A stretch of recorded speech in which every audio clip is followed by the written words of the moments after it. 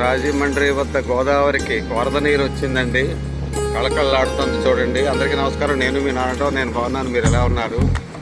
ఈరోజు మీకు చక్కని గోదావరి, కొత్త నీరు వచ్చిన గోదావరి చూపిద్దామని వీడియో చేశానండి. రోడ్ కమ్ రైల్ బ్రిడ్జ్ అండి రాజమండ్రి.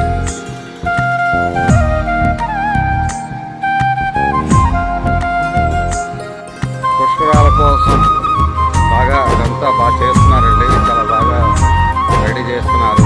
చక్కగా చూడండి.